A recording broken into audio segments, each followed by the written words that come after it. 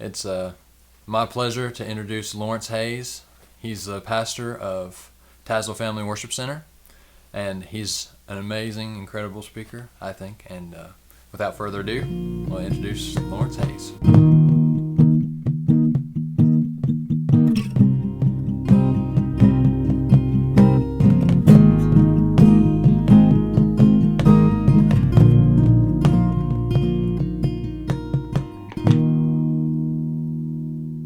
I want to talk about against all odds.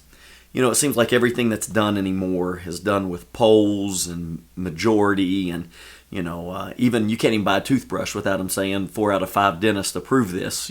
So we kind of go with the way the odds go, and we kind of feel safe if the odds are not stacked against us, and if the odds are stacked against us, sometimes we feel unsafe, which makes us change sometimes our method or change things about our life that really didn't need to be changed. One of my favorite stories in the Bible, this guy is only mentioned twice. 2 scriptures this man is mentioned. It's in Judges chapter 3, and it's verse number 31. It says this, "And after him was Shamgar, the son of Anath, which slew of the Philistines 600 men with an ox goad, and he also delivered Israel." I really want you to listen to what the verse says. This guy named Shamgar with an ox goad. An ox goad, not a military weapon, not an amazing weapon that can just take out a lot of people. An ox goad. An ox goad was just something that was made kind of with a sharp end to get your ox to move. So you would kind of poke at him, and that's what would get the ox to know that it's time to go. When you look at what Shamgar did to defeat the odds, it's amazing because we all have this ability. Look at this. First of all, you got to start where you are. He did not say, boy, when I get here, I'm going to do something great for God. Or, man, when I get at this place, I'm going to do something great for God. He was just a farmer. He didn't say, once I get out of this farming stuff, I'm going to do something great for God. I'm going to change the way we're living. You got to realize you got to start where you are. Number 2, you got to use what you got. He had an ox goad. He didn't say, now, Lord, when you give me a special weapon or a special military gun, then I'll work for you. He said, listen, whatever is in my hand. I love what he told Moses. He looked at Moses, and Moses is having a tough time realizing that, God, you're going to use me? Me? And he says, how are you going to use me? What am I going to do? He said, what's in your hand? And Moses says, it's just a rod. It's just a staff. There ain't nothing special about it. He said, throw it on the ground. He threw it on the ground. It turned to snake. He said, now pick it up. He picked it up. It turned back to a rod. But the question that God asked Moses was, what's in your hand? That's it. He didn't ask him, yeah, you're right, Moses. You probably need something better. Listen, when you learn to use what you have, God blesses it for what it can become. Number 1, you got to start where you are. And number 2, don't be ashamed to use what you have. Because, if we wait too long, we might miss a good thing. God's not asking us to have the answer. He's wanting us to trust Him that He is the answer. Number 3, He did what He could. A lot of us don't do anything because we feel like what we do is not much. I'm just a farmer, he could say. I just have an ox goad. But he did what he could. You got to realize you got to do what you can. See, when you realize you'll do what you can, God will do the rest. God's not looking for you to do everything so great. He's just wanting to know what you have. Would you surrender it? Would you give it to Him? Do what you can. So when you look at this thing, you got to start where you are. No matter where you are in life, today's a good day for it to start getting better. Today's a good day to start that ministry. Today's a good day to start praising God. Today's a good day to start from where you are. But Lawrence, I have tears in my eyes. Lawrence, everything's going crazy. It's okay. It's a good starting place. Number 2, you got to use what you have. Even though it don't feel like much. There was a little boy, had a little lunch. It wasn't much.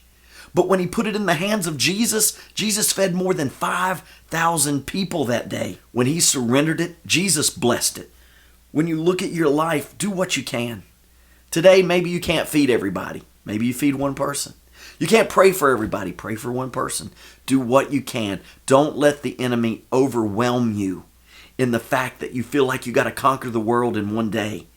You can't. What you got to do is realize, I got to start where I'm at.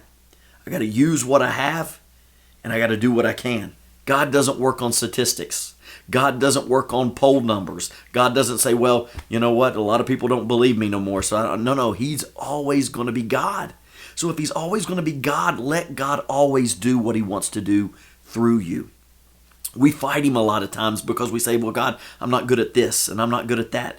And I don't have this or I don't have that. I mean, Shamgar could have said, I don't have a military background. I'm just a farmer. I don't have a military weapon to help take out these people who are threatening my people. He could have said, I can't do it all, so there might as well not do it at all. No.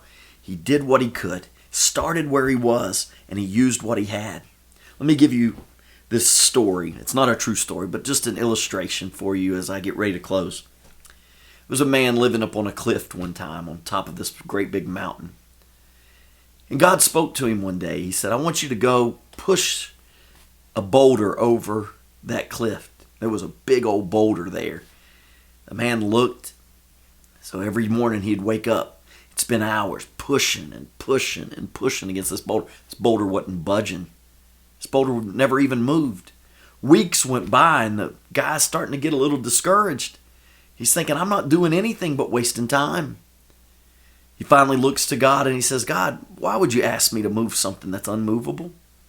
Why would you ask me to push against something that's not going to be pushed? I've lost so much time. And God spoke and said, but wait, look at yourself. How much stronger are you today to be able to work your crops? Because see, as you pushed, your muscles were working and you were getting stronger. You wanted to see something happen to the rock when really you missed the greatest thing that was happening, and that was the change in you. See, a lot of times we feel like if a situation don't change that God didn't care. That's not the question. The question is, how are you letting God use you in that situation, and how is it changing you? That's it. That's what you got to realize. I'm not looking at the odds stacked against me. Lawrence, I'm a 20-year addict. That's okay. Start where you are. Lawrence, I feel like I've lost so much time. It's okay. Start where you are. Because see, sometimes the change ain't in your circumstance. Sometimes the greatest change is what God did through you and helped you be able to stand in tough times. Times aren't always going to be easy, but I want to tell you, if you'll do these three things, you don't have to worry about the odds. God doesn't have a book of favorites. He only has a book of the redeemed. And that's all that matters.